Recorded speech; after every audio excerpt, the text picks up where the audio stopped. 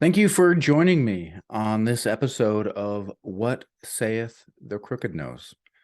And so this is a play on words, right? What Sayeth suggests some form of formal language, typically in a spiritual format. For those who don't know, I am a remote healer, and that may challenge your frame of the world, but I'm not here to convince you. I'd rather you just, like a Zen master, just notice the atmosphere around me. And if you find the atmosphere authentic, awesome. If you find the atmosphere beneficial, great. And allow the atmosphere that I bring and that I house and that I harness to inform you more than a statement. And I'm going to have a special guest on. This guest is part of a larger peer group of mine. I trained under Peter Sage, who wrote this amazing book, The Inside Track, and helped me in many ways with my left brain on neuroscience, psychology, and then in my right brain, more spirituality and who am I? Can you answer that question? Who am I? Most people reserve who am I for some approximation of I am diabetic. I am arthritic. I have cancer. And I think that you'll find that the more that you reclaim your power and become your great I am, well, the more that you'll see that there's a path that will start to unfold before you. And if you dare to walk that path, you'll probably transform yourself into the best version of you that could ever exist.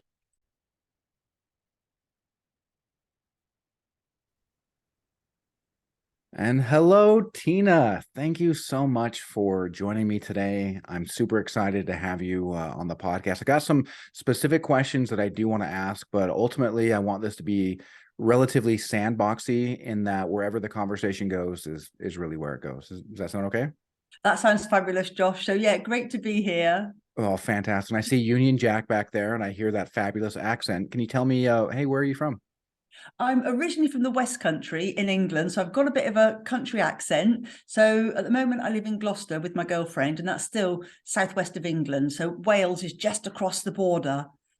Okay, awesome. Yeah. So Glasgow, the only reference I have to that is I served under a Sergeant Glasgow when I was in the army. So that's not at all British, but I did serve with some British soldiers when I was actually in the military deployed during a NATO operation. And fascinating, fascinating working with other cultures and hearing other ideas, which again is kind of what I'm really looking for from you, is just to hear your ideas, especially on where you are taking I guess your life, the trajectory of your life. And really where I'd like to just jump in to the conversation is, what does spirituality mean to you?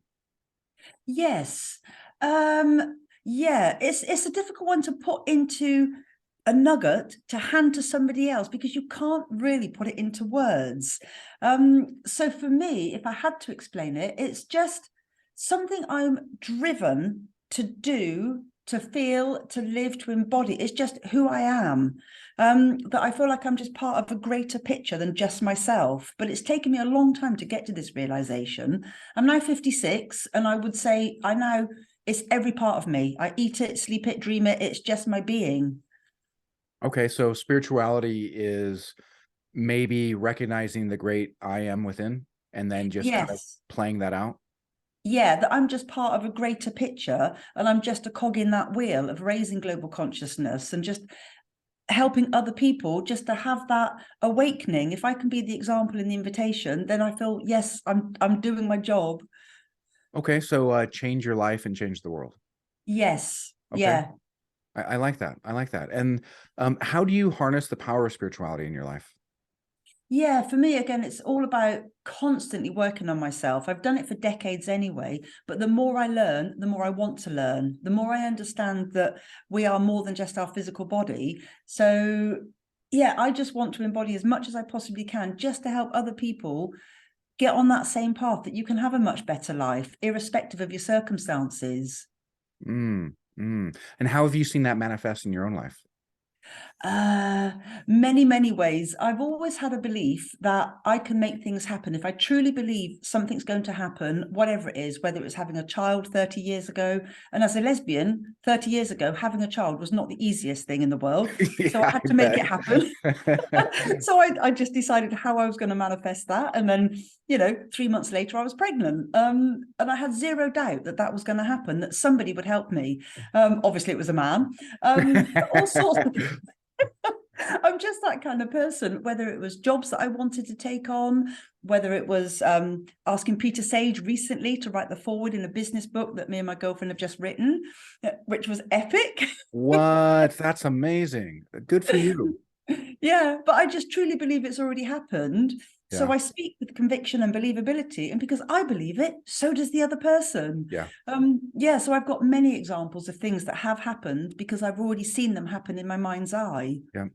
You know, what's funny about what you say about that conviction and that belief is, so I'm building out my own business, Toward Goodness, as a remote healer. And I had somebody call me up because I created a Yelp profile. I didn't really have any intention of advertising on Yelp, but I got a call from a young lady who wanted me to. And I told her, I was very transparent. I was like, look, I really, I can see potential in what you're saying. However, I want to be transparent that I'm likely not going to buy from you because I do have a particular marketing strategy that I'm looking to employ. And once those results come in, then I might be looking to do a little bit more scattershot and look to employ other areas. And she was like, hey, that's fine. And she asked me, hey, how did you get started? Yeah, Okay, well, I told her straight up, well, look, I started listening to a Canadian psychologist by the name of Dr. Jordan Peterson, who told me that the best thing I can do for myself is to create the highest idea of goodness of which I can conceive and then make myself worthy of it. yes, And here I am. And as I was unpacking, maybe spent about 3 or 4 minutes just kind of describing what that meant to me. Well, the young yeah, lady gave me a call like 3 hours later when she was off work, saved my number, called me from her personal line, said that she didn't want to call from her work number and wanted to find out more information, and is now yes, coming to my free healing event I'm putting on next week. And excellent. yeah, because people are attracted to that, like, hey, I can hear there's a truth in what it is that you're saying, Tina, and I can tell Yeah, that you're living exactly what you're saying, and yeah, I want in on that. yeah. And that's exactly what I'm about. So, although sometimes I may not articulate it as beautifully as somebody else, people hear me speaking from my heart. And if I truly believe in you, that you have greatness that you've not seen yet, it doesn't take long for you to believe it, you as in whoever is listening to me, because I truly believe it. And I think that is the greatest gift I can have, to speak with absolute conviction. And yeah, and when you feel it, it just radiates through your body and you can't help exude it. Yeah, yeah, I agree. Well, and I up until this point, right? If I start going back, say even 3 years ago, I was riddled with a lot of self-doubt, a lot of extreme negative self-talk, and to have somebody give me the gift of believing in me to Yeah, to a point where like I can feel it, and then I yeah, don't want to let them down. So now they're now giving me the gift of I want to live up to their expectations, but not yeah. not in a bad way, not in the sense that I feel so much pressure like I'm gonna get crushed, because it feels so good for them to look Yeah. at me and smile and to be proud, like, hey, this is my protege, like I helped this person, and that's a feeling that I want to get and also give to them. Yeah. And that's where I'm coming from. And again, sometimes people, when they have their sort of awakening and then they say, whatever it is, they suddenly tell me how they're feeling about themselves as though I didn't already know. I'm like, that is amazing to hear it. And then they turn around and do it for their people. Mm. That's the greatest gift, because when they say, how can I pay you back? I say, there's nothing I want. Turn around and pass it on. Aw. And when you start seeing that and that ripple effect, so even if I was only helping, say, 10 people, but they helped 10, that's 100. You just see the multitude of people that are being helped, and it's just such a nice feeling. And I'm so glad that I've got to this point in my life, and it has taken a long time, and it's been consistent effort on a daily basis. But everything we do is consistent effort, Yeah. whether you're going down not such a nice avenue, or whether you're going in the direction that you want to be going in. It all takes work and effort. So why not go in a direction of travel that enlightens your life and makes it nicer? And that's all I want to do for people. Just show them. Doesn't matter where you come from, what your story is. In fact, it is because of your story that you've got the power, the drive, the determination. You've got it all. You're just looking at it, maybe in not such a healthy way. Just flip it on its head and look again. And that's all I try and get people to do. And it's just an amazing journey to be on. Well, I love that point, because if you look at, say, a TED Talk, right, you don't see somebody walking up there and then just like reading a book from somebody else. They're Yeah. expressing their story and where they came from, what the trials they went through, what they learned, and how they got to where they got to, being on that stage. And the story, we're kind of programmed to consume narrative, right? Yeah. Because we narrate our own story, and to see that certain narrations are possible, and that we can actually assume a different story, a better story, a more Yeah. productive story.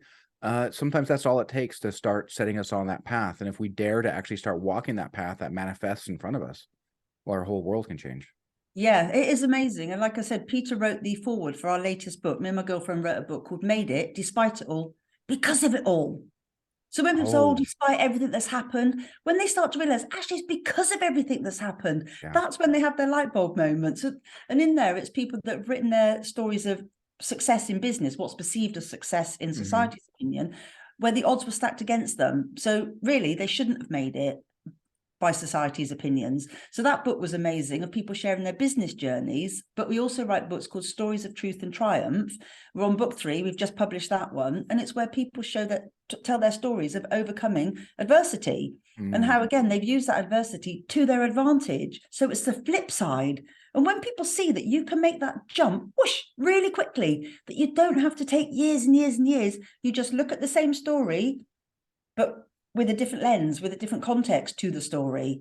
And that's where the power is. And that's why I love it when people do share their stories, when they think it's the reason why they can't. And suddenly they realize it's the reason why they can. And they're off. It's just amazing. That reminds me of Alan Watts. He talks about how when the average person sets out on the spiritual path, well, almost immediately they feel like their karma now comes up to be paid, and that they need to then pay the piper. And like the person who starts to do yoga then immediately starts thinking, well, what if I die soon? And it's very analogous, and he breaks it down to, say, a rail train. You've got multiple cars behind the engine. Well, a lot of people feel that, hey, I've spent all this time and effort building up all these bad things that I've done. Well, now I need to start from the very back and unload all that garbage, and then shunt that car into the side, and then unload the next and shunt that car on the side. When in fact, the best thing to do is that if we realize, and the simplest thing rather to do, when we realize that we're no longer that person, and we no longer want to be that person, well, then you just uncouple from that first car, from the engine of that first car, and then you no longer challenge your karma. And in the same way that Peter Sage says, that which resists persists. Yes. Well, you're no longer resisting it, and you're letting it go, because you're just not that person anymore. And it doesn't mean that you don't learn from your mistakes, because you can't. I'm certain that you wouldn't be on a third book. You wouldn't be getting Peter Sage writing the foreword to your book if you didn't learn from your mistakes. Yeah. Absolutely. Absolutely. Yeah. And I see it exactly the same way as you. And I did actually spend many years in psychotherapy. It cost me years. Probably we're talking 8 years of my life, 8 to 10 years, over probably a 30-year period. So that's thousands of pounds, endless hours, just literally talking about all the things that I didn't like in my life. I'd go back the following week and do the same thing again. So now, because I can talk from experience of going down that route, or just going on the spiritual route and learning from your mistakes, and just realizing that's where your strength is, flip it on its head, and you're already way further ahead than you ever thought you were. And I do think, like, the old ways, psychotherapy, are the slow way of doing it. Like you say, looking at every carriage and just looking at all the issues and the problems and picking it all apart, and then the next one and the next one. But like you say, it keeps you stuck. Yeah. Just uncouple it and just fly, just go. Yeah. Well, and we magnify our focus.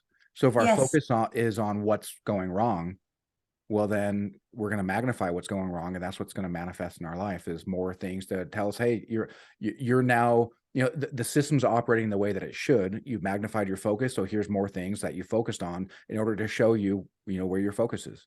And if we, like you said, flip that onto, well, what's going right? Yeah. What have I learned from what didn't go as I expected, as I wanted? And what can I learn from that so it can actually go right? Well, that's a completely different question. It's still addressing, things that have, that may have not gone on perfectly or not gone as expected. And so we can learn. And, the spiritual path doesn't mean that our head's in the clouds, but it just means that we're insulated. That if we see Yes. a rain cloud, doesn't mean that's bad, right? Rain also brings, brings vegetation. It brings new life. Yeah. Sometimes it blocks the sun, so it feels great because maybe it's too hot. And so it's all based on our perception and where we decide to put that focus. Hey, this thing went off, happened in my life that I didn't necessarily expect. Why is Yeah. that a good thing? Versus, oh my gosh, why is this happening to me? Right. Yeah. Yeah. And again, I always explain to people, like when we do keep moaning, I've been there myself. I used to be like, oh, why me? Why me? When loads of stuff was happening. And I do, obviously, when you're in the middle of it, yes, it's your life. But years later, when you look back, that's why we say don't live in it all the time. Don't keep just going over and over it. Because like you say, I've had many, many not so great relationships. All I did was just replace the last girlfriend with a new girlfriend, just a different name. And I'd moan about that one. And so I was able to manifest everything I didn't want Yep. many, many times over. Yep. So I was actually giving myself evidence this stuff works. Yeah. I can manifest everything I want because I've manifested probably 20 or 30 relationships that I didn't want. So if I can do that, then surely I can manifest a healthy relationship because I've already practiced. I've been practicing what I'm preaching. I was just doing it the wrong way around. So when people start to get that concept, they're like, you're right. I've manifested the job that I didn't want, the relationship I didn't want, the friends I didn't want and don't want. Right. They just flip it on its head again. It's amazing. And when people get that light bulb moment, they're like, wow, why didn't somebody tell me this decades ago? Right. Yeah. Yeah. Well, and likely because we weren't ready for it. Right. Yeah. The idea that the master appears when the student is ready. Yeah. And so I'm Yes. curious your thoughts on the idea of, and I'm pretty sure I know, but I'd still like to hear it from your words. What are your thoughts on the idea of the letter of the law and the spirit of the law? Yes. Explain the question more. Sure. Yeah, to make sure I've understood the question fully. So let's put this in a bit of a parable. So say from the Bible, take from when the Pharisees approached Jesus and said, "Hey, bro, right? What's the most important commandment, bro?" And basically trying to trap him so they could kill him.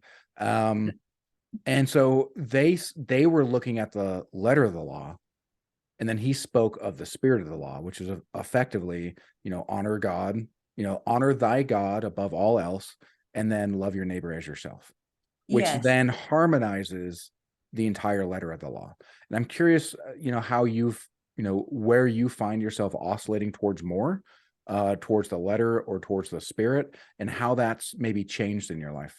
Yes, I would say it's definitely more towards the spirit, because if I'm explaining something to somebody, I don't do it in a terribly academic way where you're not having to follow a set formula. It's more how I feel about something. And if I can exude that and then you feel it, it's just like magic. You don't even need to understand the mechanics of how it all works. Just believe it and it's true. Yeah. Whereas if you for me, if I try and explain something academically, and if you do this, this, this, and this, and this will happen. It's too chunked up. It's too much just an academic thing. So for me, it's all about a feeling. It is just, so it's more the spirit of the law. So what I like about what you said there is I'm of the belief that the mind is supposed to be an antenna, and the heart is supposed to be the energy source that is effectively like the motor to a boat, Yes. and the mind is the rudder.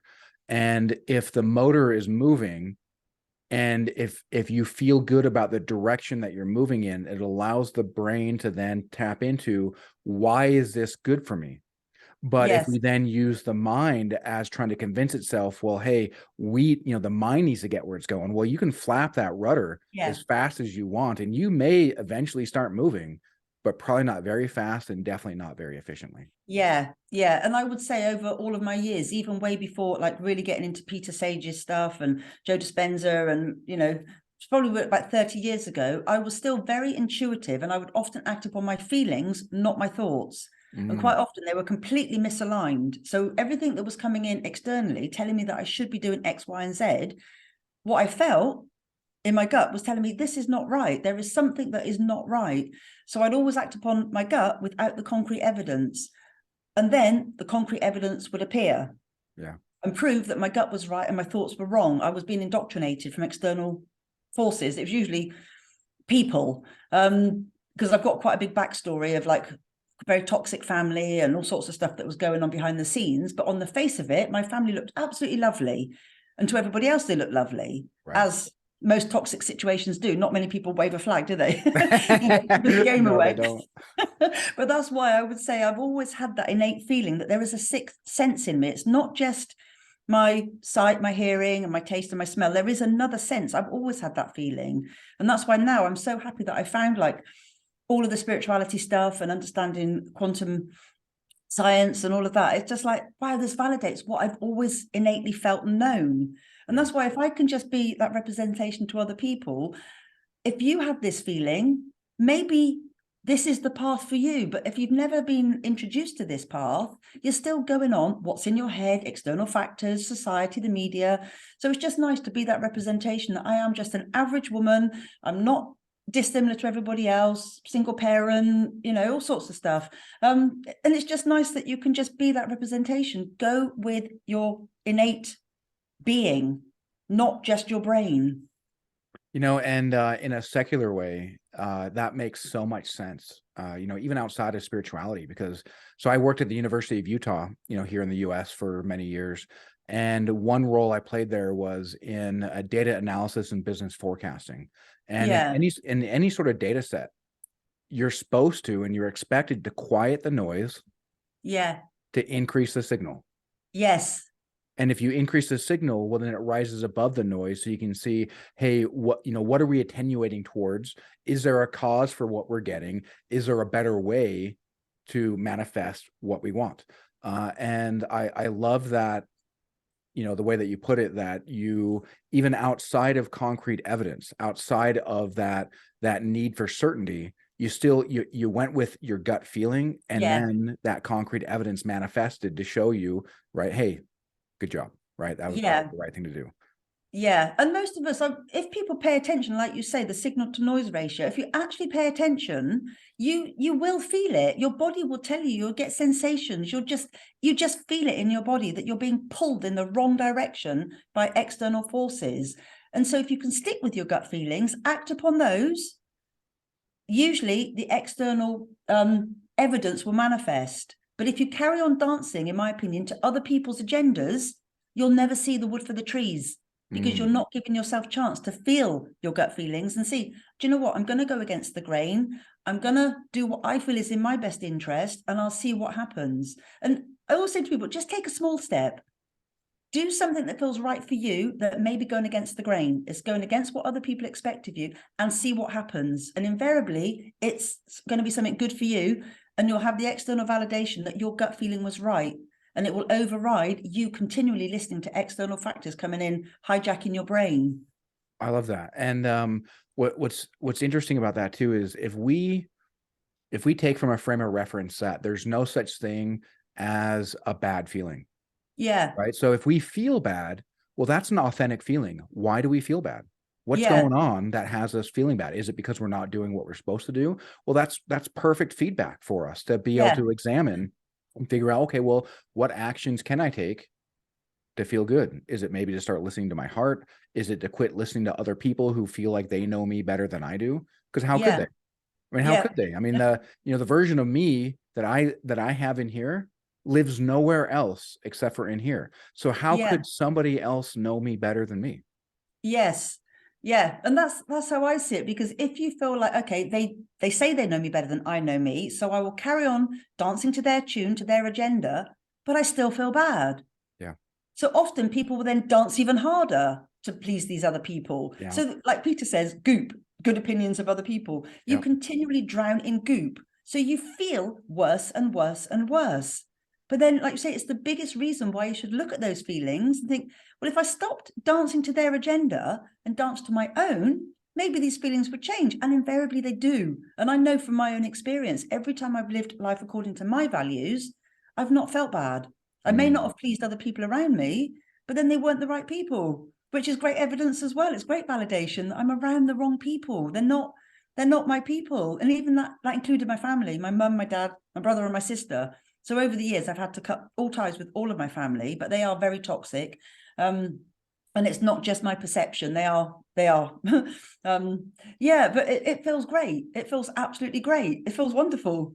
That's awesome. And so coming back to the idea of the letter of the law and the spirit of the law, the way that I've now started to think of it, and I was very fortunate because I was invited to a group meeting. I've only gone a couple of weeks, and somebody brought up the idea of, that exact parable of the Pharisees approaching Jesus. And it allowed me to look at it in a very unique way that now makes so much sense to me. And so think of what Jesus said, love thy God, right? Not my God, thy God. And so Peter speaks of this, as well as the Hindus think of the God self, right? So our spiritual, our spiritual self, our soul is, in a manner of speaking, the image, that's created in God's image, right? That which is created in God's image, the infinite, soul. So love thy God, love your true self, right? Above all else. And if you love your true self above all else, Peter has a saying that, and for those, tuning in, if you're not familiar, Peter stage is, when we say Peter.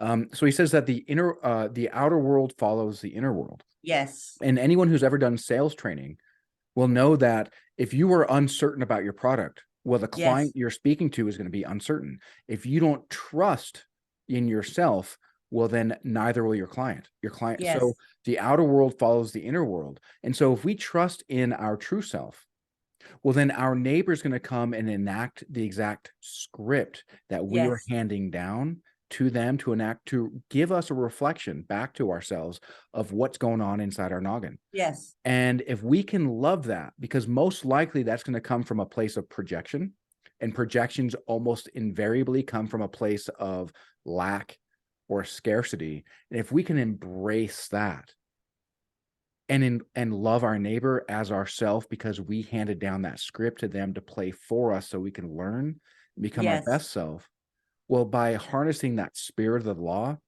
and seeing how well that connects, it blew my mind that when I made that connection. It's like, oh, there's so much truth to that. And I love how brilliant that parable is, because, I'm a big nerd of the Tao as well. And the Tao Te Ching says that when the great Tao is lost, goodness is found. Yes. When goodness is lost, morality is found. When morality is lost, ritual is found. And ritual is the husk of true faith, the beginning of chaos. And ritual is like, but here's an exact word, and I need to take this exact word, and I can't deviate it from it. I can't give it subjective meaning. It's got to have objective meaning only as what's handed down to me, because I'm not smart enough to be able to take this on my own and figure out and grab this torch and go investigate my own caverns of the unknown. I have to listen to what somebody else gives me. And that ritual breaks things down. People become a part of a congregation in a religion, end up being very unhappy. Even here in Utah, you'll see that the average person who sits in the congregation at an LDS church has a big frown on their face. Gosh. They'll stand up and say, hey, I know that the Book of Mormon is the one true word of God. I know that Joseph Smith is the one true prophet, and I feel blessed to live in a time knowing this. And then they'll sit down and put a big frown on their face. Like, well, it seems like maybe you should tell yourself that, because your face doesn't seem to believe what you're saying.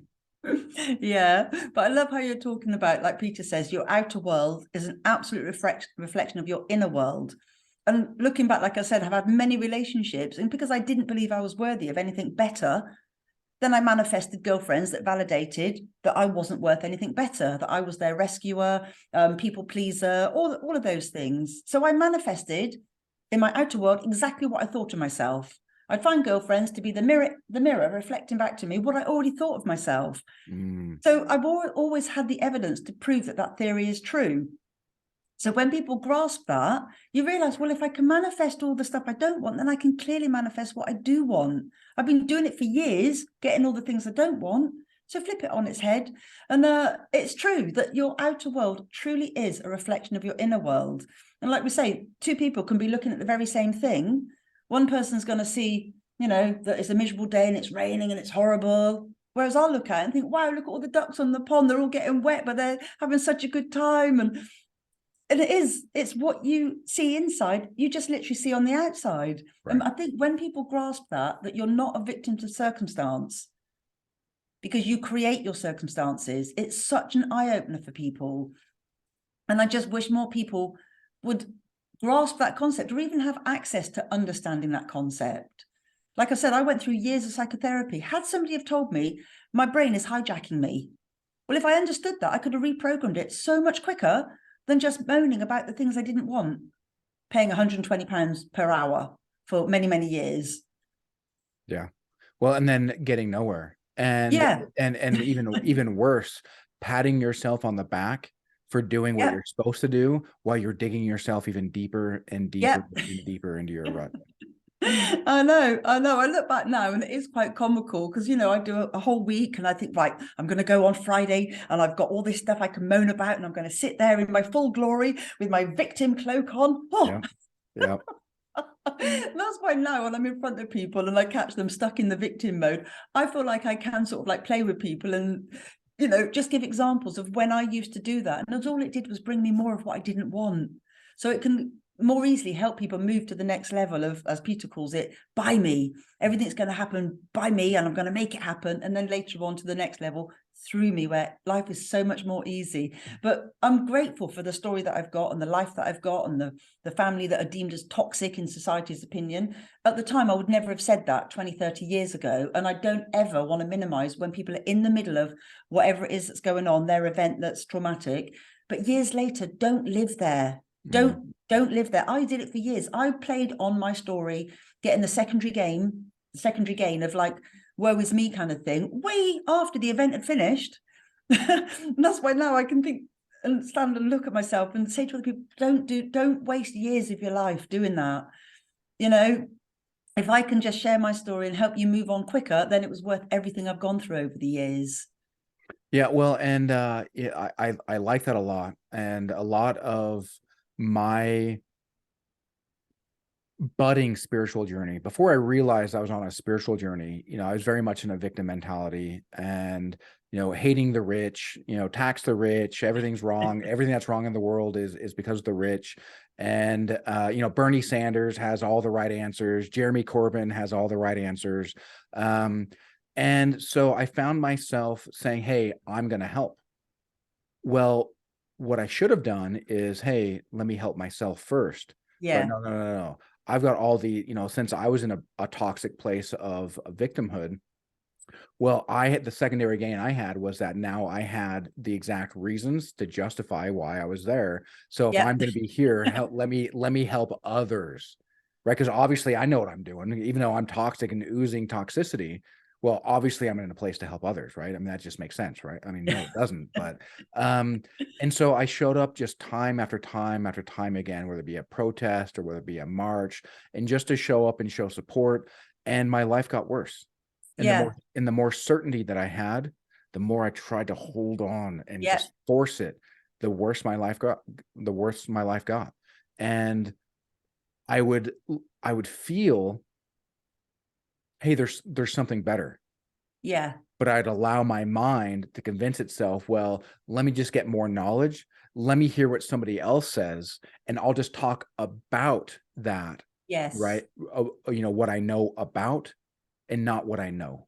Yeah. And now, and what I mean by that, and I'm sure that you're well aware because Peter talks about this, but the knowledge comes from actual experience. Yeah. And that's something I got from an Indian mystic, Sadhguru.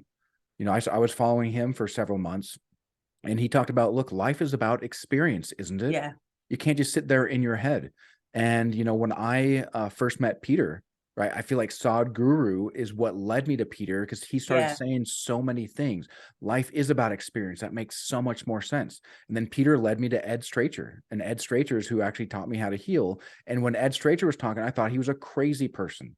Straight up, I thought this guy is out of his mind. But then out of my right ear, I heard Sadhguru whisper. I don't know how I heard him whisper, but I heard him whisper in my right ear saying, life is about experience. Yeah. Then it was up to me to finish that with, isn't it? Like, you're right. It is. It is about Yeah. experience. So let me experience and see what he has to say. And then for my own conclusion based on the experience, not based on the noise, but based on Yes. the signal, and, Yeah. and see what truth this has for me. Yeah. Yeah. No, I completely resonate with that. Yeah, 100%. Yeah. And same thing with Peter, like the way he teaches things, he makes it very easy, even though the subjects are complex. And that's one thing I love about him, that although some people might say, oh, it's all very like spiritual or woo-woo or quantum physics and all of that stuff, he explains it in such an easy way. And because he layers the information, it makes sense. And it really does help wherever you are on your journey, whether you're in the victim mode. And like we said, we've played that role for many, many years. So I don't ever feel like I'm pointing a finger at anybody, because I played that role really, really well for many years. Yep. Because So the did I. secondary gain, sometimes you don't even know that it's the secondary gain that is the thing that's keeping you stuck in it, because the secondary gain feels good sometimes, that you're getting attention, you're getting connection, but it's not in the healthiest way that you could be getting it. Right. And when I was in that mode, when I was then feeling like you, that I could help people because I've been there, it was almost like I was forcing them to listen to me. My way is right. And all these horrible people out there that have done bad things to me, you must believe me. You have to believe me. Now I'm at the point, my truth is my truth and your truth is your truth. So it's just such a nicer way to live, that you're just, it is what it is, isn't it? And you just flow with it and just use the experience you've got. And I would absolutely say to anybody, if you've gone through something, you are in the best position to be that guide for somebody else, because you've gone through it and you know what you're talking about. It's not just, I know of when stuff happens and it's really abusive and horrible. I know of that. So that's why I think the bigger you're, well, not the bigger, but like the more you've gone through in life, the better position you are to help somebody that's in that position, for sure. As that example and invitation that you mentioned before. Yeah. And so I know that, for those who may not be aware, both Tina and I have been part of the Elite Mentorship Forum, which is a setting where Peter Sage will take us through different modules and help us understand the highest levels of neuroscience, cognition, psychology, spirituality, quantum physics, and in order to serve us, not for him to tell us what we should do with it, but in order for us to discover that for ourselves. But as I understand, Peter's actually going to hang up his hat and not do that anymore. And he's actually going to be resting that trust and that put that value in the hands of people capable like you. And I'd love to hear a little bit more about you as an elite mentorship trainer. And do you have any cohorts coming up? And just a little bit more about your business model. Yes, it's really, really exciting, because I graduated in December and me and my girlfriend will do our first cohort beginning of April. But the first thing that I explain to people is the ant and the elephant, that the analogy that Peter uses. And so I've done a funny video that's on social media that'll be on my YouTube and Facebook and various places, to explain to people how your brain is hijacking you. So despite your best efforts of milling through life and making all these big plans, and invariably nothing changes and you keep repeating the same patterns over and over and over, it's because you're controlled by your unconscious mind, your elephant, which is 95% of your thinking. So I was explaining it in a way that think of your elephant as traveling at 1,000 miles per hour, and your little conscious brain is only 5% of your thinking, milling through life at 1 mile an hour. And if those thoughts and feelings aren't aligned, guess who's going to win? It's your elephant. And when you grasp that, you think, do you know what? All I have to do is give my elephant some new thoughts, some new beliefs. So it can be in alignment with my conscious thoughts, and then life is going to be so much easier. So that's always my starting point for people. And everybody gets a little pink quartz elephant from me and my girlfriend. I know you guys who are listening can't see it, but everybody gets one of those. So when you're being mean to yourself and saying, oh, I'm stupid, I'm this, I'm that, I'm not worthy, we get you to talk to your elephant and be mean to your elephant. And because it's tangible and physical in your hand, it's so much harder to be mean to it. because you think, oh, you're so cute. Oh, you're You are lovely. You're so cute. I adorable. know. Yeah, so cute. And you just want to be nice to it. Yeah, And so you're actually upgrading your own beliefs right before that your is very eyes, brilliant. in your hand. And then we get people to take photos of their elephant in various places, in the coffee shop or wherever you've just taken it, out for a trip somewhere. So we're really excited about running our cohorts. And the way we're doing it, we're not doing any paid adverts. We're basically going to get other EMF graduates or people going through the program, EMT trainers, anybody, if they recommend people to us, we're going to share our commissions. So that way we're raising global consciousness, because everybody's going to feel way better about themselves and their lives and their potential. And then we're going to share the commissions. So it's going to benefit you financially, which makes your life easier, Yeah. and build our community that way. And then they recommend it to people and do the same thing. So we're hoping to cast our net wide and far as fast as possible and help as many people as possible. So yeah, really excited. We're also doing like the light version of the EMF program, which is only 6 weeks, and you can jump on 4 Zoom sessions with me and Lisa. We're just doing loads of stuff so people can get up close to us and get to know who we are. That's awesome. And along with the elephant idea, right? A famous line that Peter loves to use is you'll never rise above the level of your own self-opinion. And so Yes. if that elephant, if what resides in that elephant is I'm not worthy, no matter what sort of success is coming your way, you're going to find yourself in a position where you're undermining that. So you get brought back down to where your self-opinion is, because you can't have that dysregularity or that disunity between your outer world and your inner world. And so it just doesn't work. And once you get that elephant and like, oh, look how cute it is, and start getting that inner world feeling wonderful and feeling worthy, right? Another thing he says, no matter what I do or don't do, I am always worthy of love. And if we can truly embrace that and give ourselves love, well, then we can truly give love to somebody else. Yes. Yeah. And you've just explained it so well. We cannot rise above the opinion of ourselves. And it's the opinion of our elephant. It's not the opinion of our ant, because our ant, our 5% conscious thinking, I can tell myself as many times as I like in the mirror, I'm wonderful, I'm lovely, I'm beautiful. But if I'm only talking to my ant, nothing shifts. And like you say, then great opportunities will come your way, but your elephant will say, no, thanks, I'm not good enough for that. So although your ant is saying, yes, I am, who's going to win? It's going to be the elephant every time. The elephant made its decision 1,000 times faster.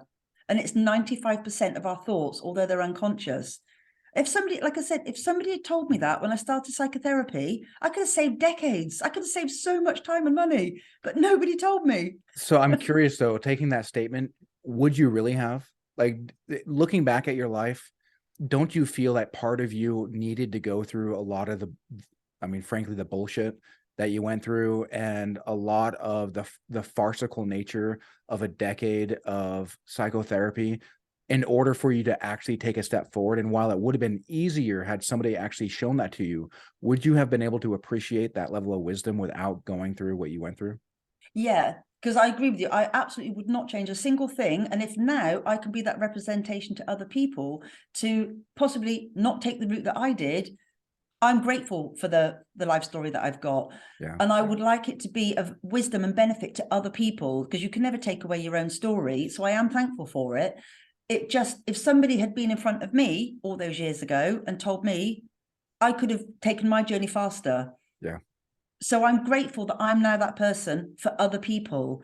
And because I would never change anything. And I wouldn't have learnt the wisdom that I've got had I have not gone through that route, because I wouldn't have the two comparisons. The old way, psychotherapy, that's one way of doing it, or the way that we've done it through just understanding how the brain works, the indoctrination, the beliefs.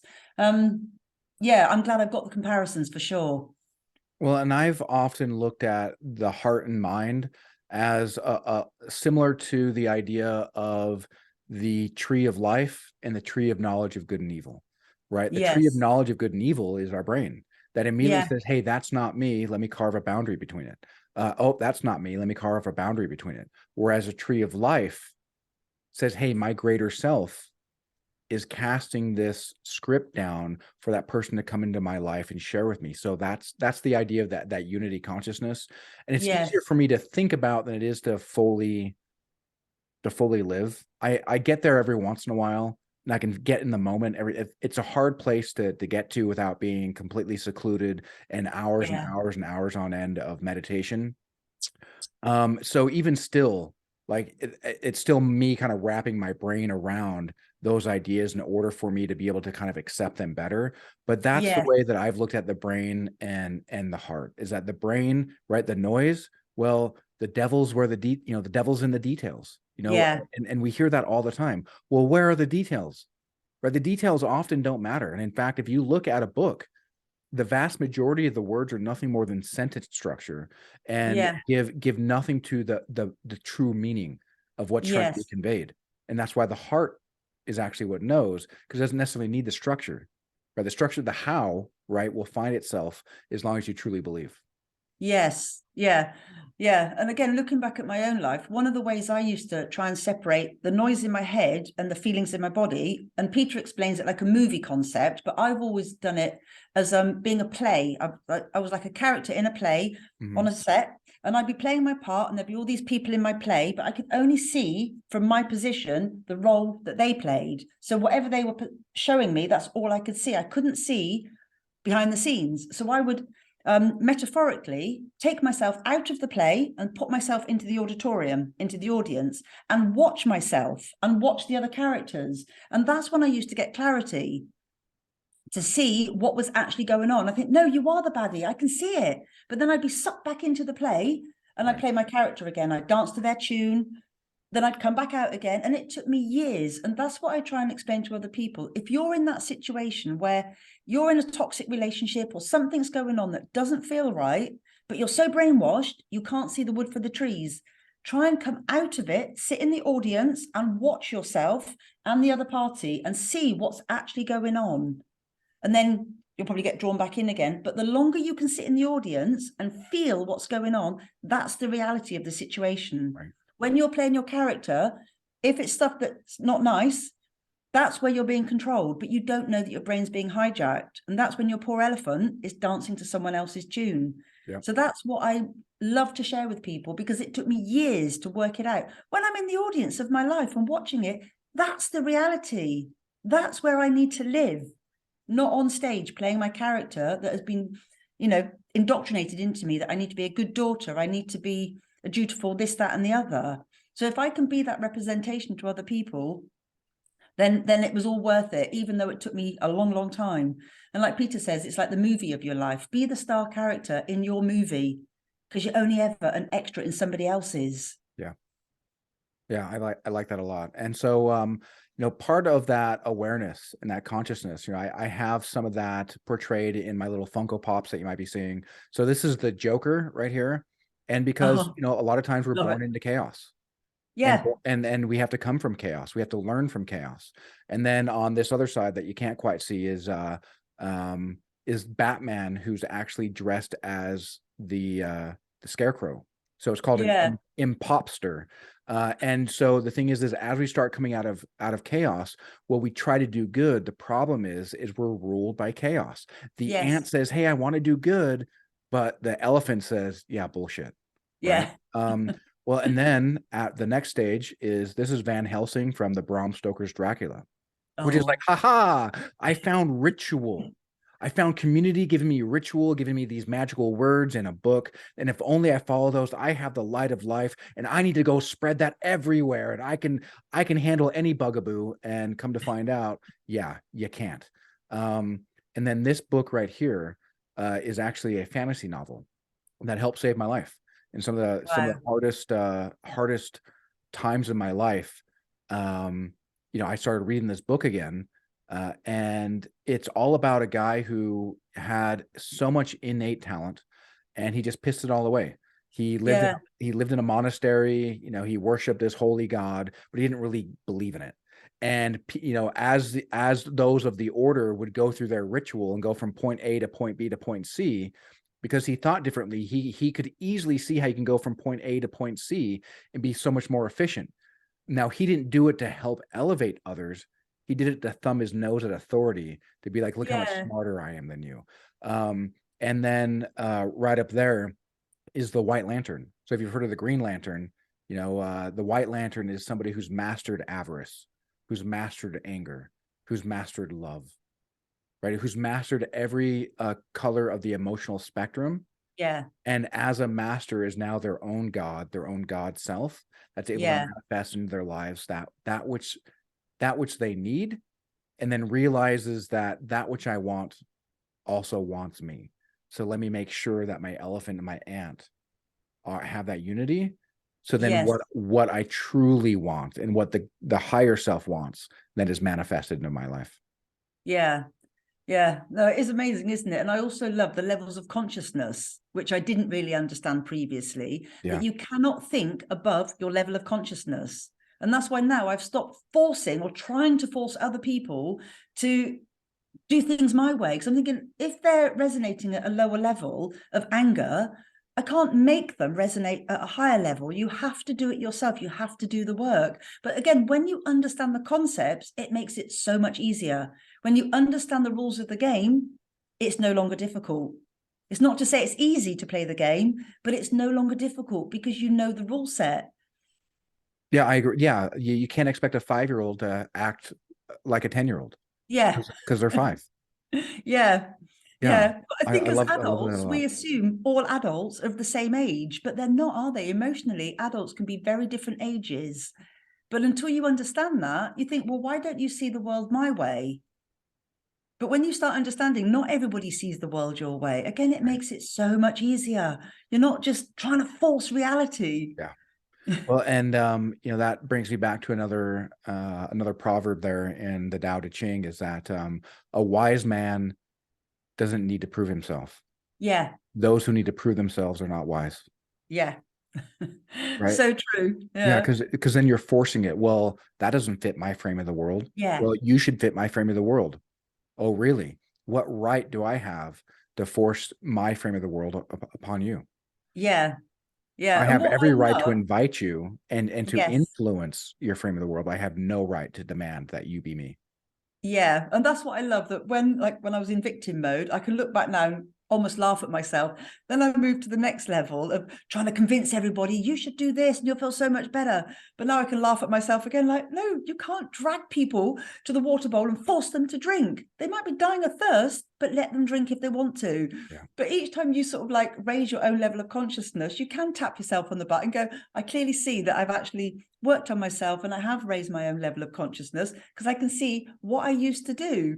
And you have to go through the levels. You can't jump a level. You can't jump to the top. You have to do the work. Well, and what I like about what you said about laughing at yourself, there was a comedian, and I can't remember who it was, but he said, if you're going to tell people the truth, you have to make them laugh, or else they'll kill you. Yeah, yeah.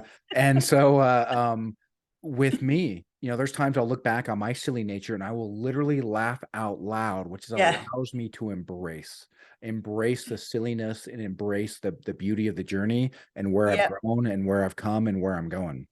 And Yeah. And it is, yeah, the yeah, same thing. So then you can like be compassionate to your elephant, thinking you were trying, you did the best you could at the time with the yeah. knowledge that you had. And again, it's just nice to just validate you've done a great job and you're doing even better now. And you keep on that journey, don't you? And it's just an awesome journey to be on. I agree. So those who are inspired by your words and that want to be able to reach you, what's the best way for them to reach out to you? Yes, my name is Christina Valentine. So you'll find me on Facebook on Christina Valentine. I'm one of Peter's trainers. So anything to do with Peter Sage, if you contact them, you better find me easily. And we are going to be posting a lot more on social media. And we're called our Elite Mentorship Trainer cohort, and everything about me and Lisa taking people through Peter's programs. We're called Cracking the Code. Cracking Cracking the the code. code to mastering your elephant to live a most fabulous life. So, and we like cracking the code because when you know the rules of the game, it's no longer difficult. It's not to say it's Mm. easy, but it's no longer difficult because at least you know where you're going. So we're called Cracking the Code, but I've got a YouTube channel that I've just started. We'll have the Facebook group. We're going to be doing events once a month, online events that people can come to.